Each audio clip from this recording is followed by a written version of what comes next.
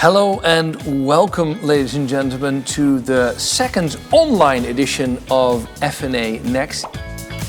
We kind of see some really interesting growth in sort of seed and Series A stage companies. So I think the pipeline for investment is really strong, and this suggests we're entering this sort of what we think here at AgFunder is sort of like the second wave of innovation. We propose something radically different now. Something that can increase yields tremendously and grow food way more sustainably with less water and less land.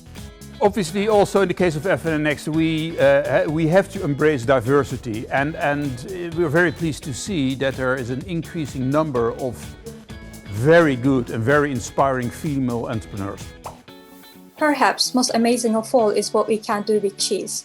This cheese sample that you can see in solid blue packaging is 2 years old, with no mold growth and no refrigeration was required.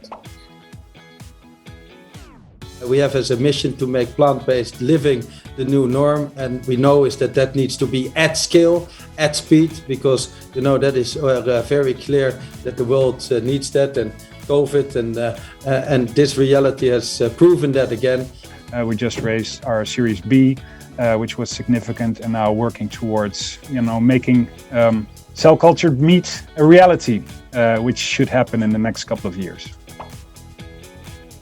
We have a role, all of us in the food system, and certainly big companies like Unilever, have a role to help make it easier for consumers to make the right choices.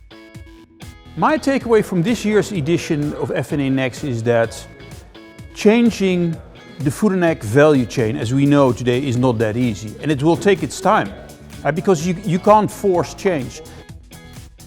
We have to look at the whole farming system, because it's no point in just locking up more carbon in the soil if that means that we're actually getting more greenhouse gas losses somewhere else in the systems. It absolutely needs to start with soil carbon because it is the most affordable and most scalable method available on the market.